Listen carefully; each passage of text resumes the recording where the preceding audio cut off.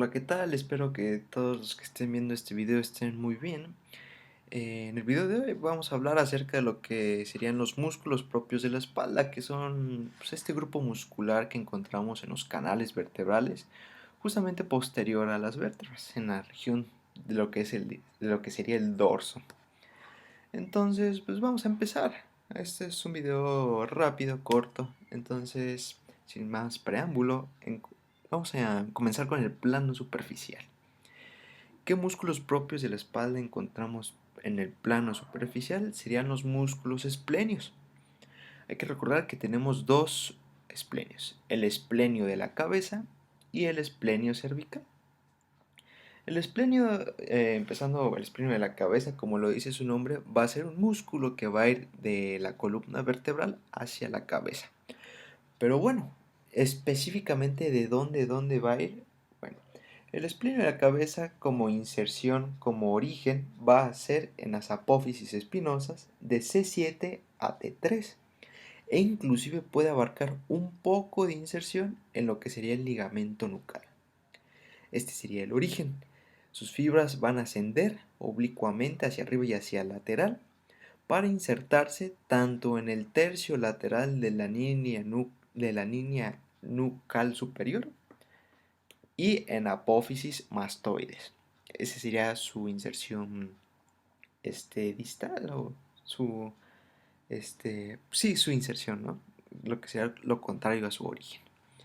Observemos aquí ya aisladamente a todos estos músculos como estas fibras que corresponden al músculo esplenio pues ascienden, y algo muy importante es que entre ambos músculos esplenios encontramos un triángulo. Igualmente aquí lo podemos delimitar de base superior y de vértice inferior, denominado triángulo de los esplenios. ¿Cómo se forma este triángulo? Bueno, la base correspondería a la porción occipital, a la porción exocraniana o a la porción suboccipital del hueso occipital, ¿no? Y los bordes laterales corresponderían a los bordes mediales del músculo esplenio de la cabeza. Continuando con el otro esplenio sería el esplenio cervical. ¿Por qué el esplenio cervical? Porque su inserción es a nivel pues, de las vértebras cervicales. Pero bueno, ¿de dónde a dónde va específicamente? Este esplenio cervical toma inserción, toma origen en lo que serían las apófisis espinosas de T3, T4, T5 y T6. ¿Ok? ¿Qué quiere decir esto? Que va de T3 a T6 para insertarse en las apófisis transversas de C1 a C3. Y igualmente sus fibras ascienden de medial a lateral y tanto el esplenio cervical como el esplenio de la cabeza conforman el plano superficial de los músculos propios de lo que sería la espalda. ¿Quién inerva? ¿Quién inerva estos músculos? Bueno, va a depender pues del origen, ¿no? De la inserción de origen. Porque los ramos dorsales de los nervios que salen pues van a tomar aquí inervación. Van a ayudar a la inervación de los respectivos ramos dorsales de los que se inserta cada uno de estos músculos. Y ya pasando a último a su inervación, su función que diga, podemos verlo como de dos maneras. Si nosotros al esplenio de la cabeza tomamos los dos músculos como funcionales, ayudan a la extensión de la cabeza. Pero si solo usamos un músculo, ¿qué quiere decir esto? Una función unilateral, ayuda a la inclinación lateral y rotación del cuello lateralmente. Igual el esplenio cervical, al igual que el esplenio de la cabeza, tienen las mismas funciones. Si acaso, el esplenio cervical, al funcionar bilateralmente, no extiende la cabeza, sino extendería las vértebras cervicales, ¿no? A nivel del cuello. Algo que mencionan los libros es que a estos dos músculos también lo podemos ubicar en el grupo muscular de los espinotransversos, que es muy diferente a los transverso espinosos. ¿Por qué espinotransversos? Porque van de las apófisis espinosas a las apófisis transversas. Bueno, este solo pues, sería en el caso del esplenio cervical, porque el esplenio de la cabeza pues ya vemos que se inserta en la cabeza. Vamos a continuar. Ya en un plano intermedio encontraríamos al músculo erector de la columna. Este músculo erector de la columna lo podemos dividir en tres porciones. De lateral a medial encontraríamos el músculo iliocostal, longísimo y el espinoso, que estos inferiormente crean o se unen para formar una masa muscular homogénea, que es a lo que se le conoce propiamente como músculo erector de la columna o masa lumbar común, que ya este grupo muscular homogéneo cuando asciende es cuando podemos nosotros distinguir sus distintas partes, que ya se los mencioné. De lateral a medial tenemos el músculo iliocostal, antes denominado sacrolumbar, el músculo longísimo, antes denominado torácico largo, y el espinoso, antes denominado epiespinoso. Obviamente cada uno de estos músculos va a tener una subdivisión. Entonces pues vamos a comenzar a hablar con el iliocostal. Al iliocostal nosotros le podemos describir tres partes: una porción lumbar, una porción torácica y una porción cervical. Igualmente la imagen de la derecha nos ayuda a identificar estas tres porciones. Y aquí les pongo una tablita.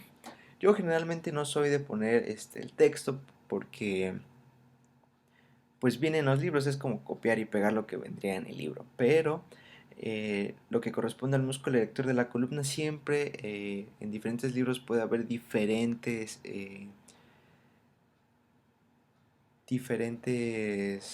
formas de inserción y puede variar mucho de libro a libro. Entonces yo aquí les dejo un recopilado de lo que dicen, de lo que la mayoría de los libros concuerda. E igualmente pues se los pongo. La porción lumbar pues se va a originar de la masa lumbar común o de lo que corresponde al músculo erector de la columna, ¿no? En su porción inferior. Pero, ok, esta masa lumbar común inferiormente, ¿en qué parte se inserta? Bueno, todo este músculo se va a insertar en la cara posterior del sacro, inclusive también en el ligamento sacroespinoso, el ligamento supraespinoso y las apófisis espinosas de las vértebras tanto lumbares como de las vértebras sacras. Observen aquí, pues encontramos todo lo que corresponde a la inserción. Pues a manera general, cara posterior del sacro y las vértebras lumbares inferiores, para no hacernos tantas bolas. Bueno, la porción lumbar asciende para insertarse en el ángulo costal de las 6 últimas costillas. Esta porción un poco más café oscuro se va a insertar ahí. La porción lumbar que correspondería al número 3. La porción torácica va a tomar origen de la séptima hasta la 12ª costilla, como aquí lo pueden ver, de la séptima hasta la 12ª costilla, medial, un poco medial al fascículo lumbar del iliocostal, para dirigirse hacia arriba e insertarse igualmente en el ángulo costal externo de las 6 primeras costillas. Y ya por último tenemos la porción cervical. La porción cervical que se dirige desde la tercera hasta la séptima costilla, insertándose en lo que sería su cara posterior, y ascender a las apófisis transversas de C4 a C6. ¿Qué quiere decir esto? Apófisis transversas de C4, C5 y C6. Corresponderían a la porción cervical del músculo iliocostal. ¿Y la inervación? Bueno, la inervación va a provenir de los ramos posteriores de los nervios espinales con los que se relaciona el músculo. El siguiente músculo que veríamos, que sería medial al iliocostal, sería el músculo longísimo. El músculo longísimo, o también antes denominado torácico largo, observemos que toma una porción intermedia entre el músculo iliocostal y el espinoso. Igualmente, al músculo longísimo le podemos describir tres porciones: una porción torácica, una porción cervical y una porción cefálica. Igualmente, en la imagen de la derecha podemos describir esas tres porciones: la porción torácica, la porción cervical y la porción cefálica. La porción torácica, observemos que su origen va a ser la masa lumbar común, que ya mencionamos las inserciones, y se va a dirigir hacia arriba para insertarse en las 9 o 10 últimas vértebras torácicas a nivel de la apófisis transversa y su costilla adyacente. ¿Qué quiere decir esto? Que van a haber dos fascículos de inserción. Uno que se va a dirigir a la apófisis transversa, ya observamos, de las 9 o 10 últimas vértebras torácicas, y también otro filete o otro filete muscular que se inserta en la costilla relacionada. La porción cervical va de las apófisis transversas de T1 a T6 para dirigirse hacia arriba e insertarse en las apófisis transversas de C2 a C5. Ok. Y ya por último tendremos la porción cefálica. La porción cefálica que va de la apófisis transversas de C4 a T3 para dirigirse hacia la apófisis mastoides.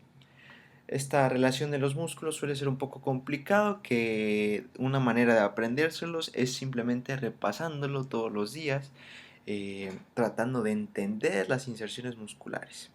Igualmente la inervación, al igual que el ilio costal, va a estar provista por los filetes nerviosos de los ramos posteriores de los nervios espinales, de los que se relacionan las diferentes porciones. Y ya por último tendríamos al músculo espinoso. Al músculo espinoso es, para mí, del músculo erector de la columna, el más sencillo, ya que solo se inserta en las apófisis espinosas, por eso su nombre espinoso, ¿no? Y en el cual nosotros le podemos describir dos porciones: una porción torácica, igualmente aquí marcada con el número 5, y una porción cervical, aquí marcada con el número 4. La porción cervical, observemos que va de las apófisis espinosas de C5 a T2 para insertarse en las apófisis espinosas de C2 a C5.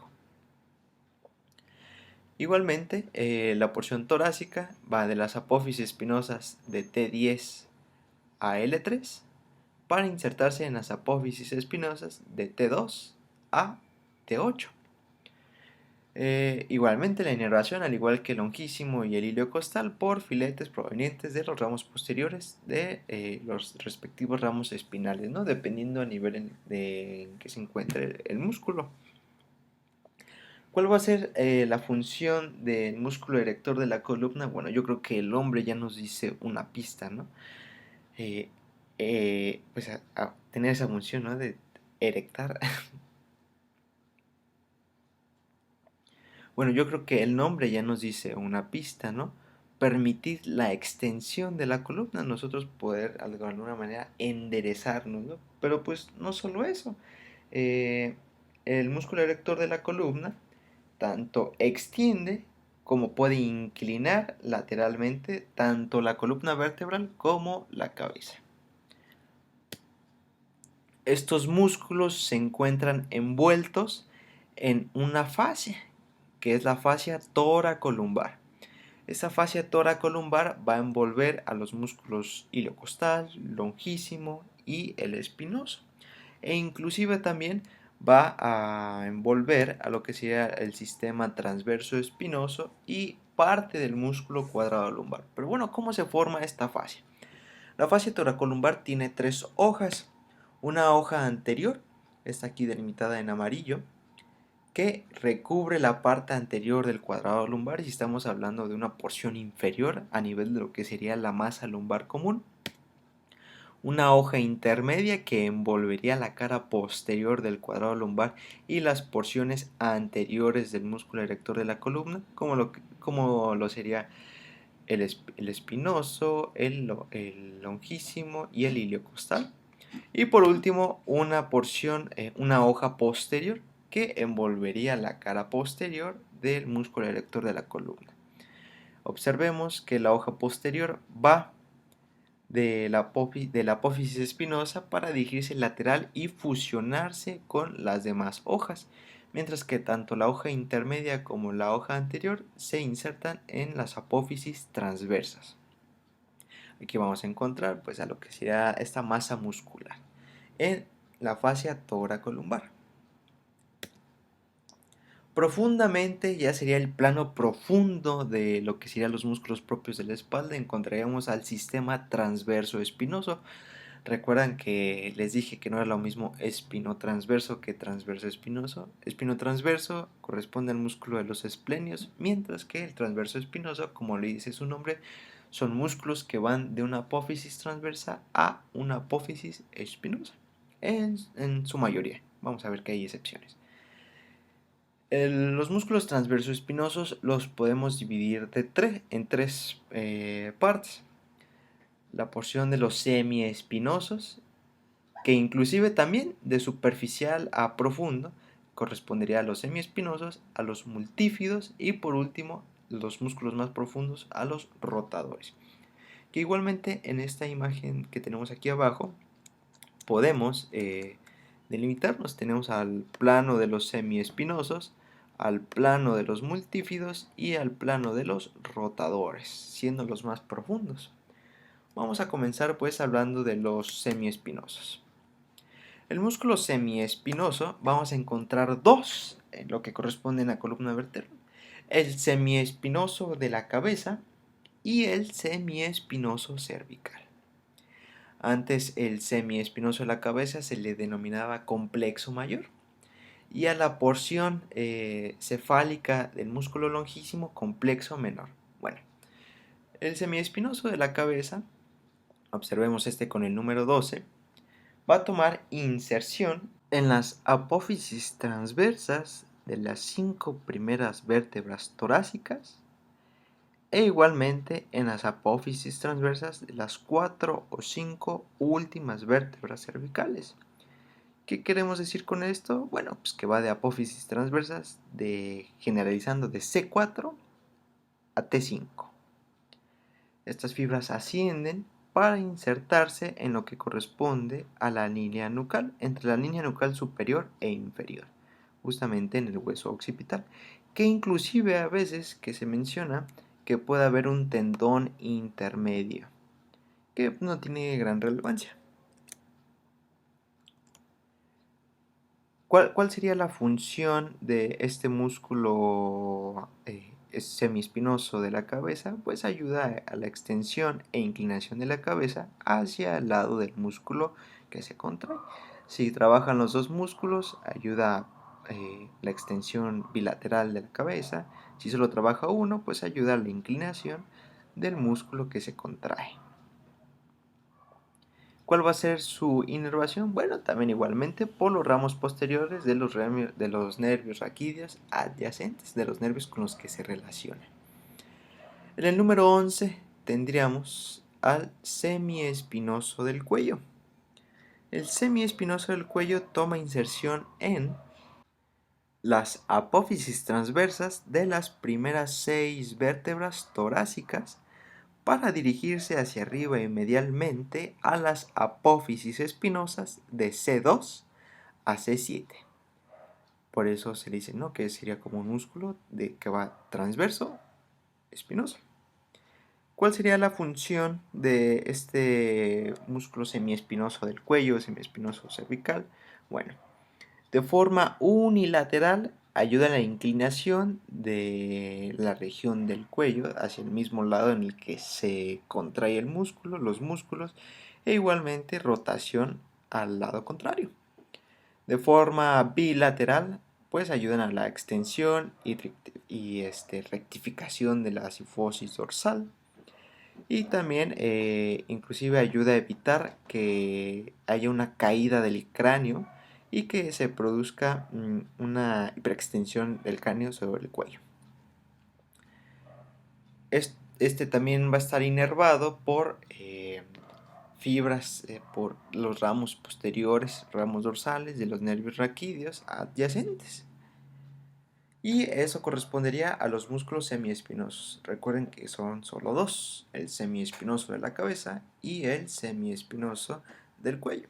Que también el semiespinoso de la cabeza recibe antes recibía el nombre de complejo mayor. Pasando a lo que serían los músculos multífidos y rotadores, aquí vamos a tener una discrepancia. Y va a estar basada principalmente en dos ideas, según Trollard y según Winkler. Según Trollard, estos músculos, tanto los multífidos como los rotadores, son músculos que se originan de una apófisis transversa y que de esta apófisis transversa, que sería el origen, se originan cuatro fascículos, dos laminares, uno corto y uno largo, y dos espinosos, igualmente uno corto y uno largo. Los laminares corresponden a los rotadores y los espinosos a los multífidos. Vean ustedes que el laminar corto se dirige de la apófisis transversa de una vértebra para insertarse en la apófisis espinosa de la vértebra suprayacente.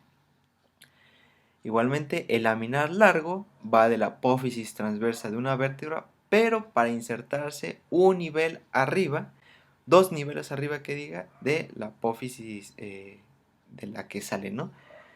Entonces, observemos aquí que el laminar corto asciende una vértebra, el laminar largo asciende dos vértebras, el espinoso corto asciende tres vértebras y el espinoso largo asciende cuatro vértebras. Entonces, ¿qué podemos concluir con esto? Que los músculos rotadores son estos músculos que van de la apófisis transversa de una vértebra para insertarse en la apófisis espinosa, ya sea uno o dos niveles por arriba de la vértebra.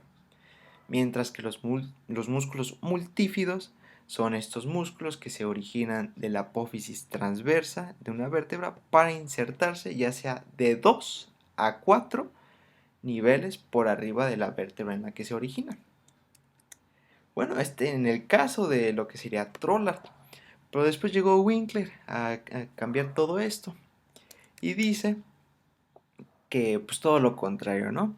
Él menciona que de una apófisis transversa correspondiente solo se va a originar un fascículo, pero si nosotros podemos generalizarlo, básicamente sería lo contrario, que no van de apófisis transversa a apófisis espinosa, sino que irían de una apófisis espinosa hacia una apófisis transversa, pero de las vértebras subyacentes. ¿Ok? Que sería, pues ahora sí que básicamente lo contrario a lo que diría Trollard. Que si nosotros los ponemos a pensar un poquito, pues viene siendo pues, la misma puerca, ¿no? La misma puerca, pero nada más revolcada.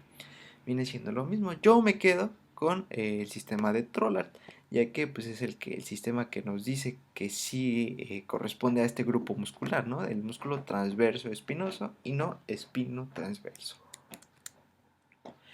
Ya por último, pues encontraríamos a los músculos interespinosos, que como lo dice su nombre, son músculos que van de apófisis espinosa a apófisis espinosa y que se encuentran más desarrollados en la región cervical y en la región lumbar. En la región torácica los podemos encontrar, pero ya sea a través de una pequeña lengüeta muscular o inclusive estén completamente atrofiados, que no los podemos encontrar. Los músculos intertransversos igualmente, aquí en la región cervical pues no los marcaron, pero los encontramos aquí en la región cervical, que van de apófisis transversa a apófisis transversa, e igualmente en la región lumbar. Observen que va de apófisis transversa a apófisis transversa, los músculos intertransversos. Y ya por último, los músculos elevadores de las costillas. Estos músculos elevadores de las costillas toman inserción de C7 hasta T11 y que se dirigen hacia inferior y lateralmente para insertarse en la costilla correspondiente. Y como lo dice su nombre, su función de estos músculos es el ayudar a elevar las costillas en el momento de la respiración. Músculos muy rudimentarios, pero pues que tienen ahí un pequeño sinergismo muscular. Igualmente los músculos interespinosos ayudan a la extensión de la columna vertebral, los músculos intertransversos a la inclinación lateral, dependiendo a dónde de los músculos que se contraigan, que igualmente van a estar inervados por los ramos posteriores de, los músculos interespinosos y los intertransversos por los ramos posteriores de los nervios raquídeos adyacentes, mientras que los elevadores de las costillas van a estar inervados por sus respectivos nervios intercostales. Con esto concluiríamos lo que serían los músculos propios de la espalda, que ojo, no es lo mismo músculos de la espalda que músculos propios de la espalda. Los músculos de la espalda lo abordaremos en otro video, igualmente perteneciente a la lista de reproducción de lo que sería dorso. Como siempre, yo les dejo esta frase: no hay preguntas tontas, simplemente tontos que no preguntan. Cualquier duda, aportación o corrección que me quieran dejar, pues por favor ponerlo en los comentarios. Igualmente no olviden dejar su like y compartir el video. Sin nada más que decir, esto sería todo el video y muchas gracias por verlo.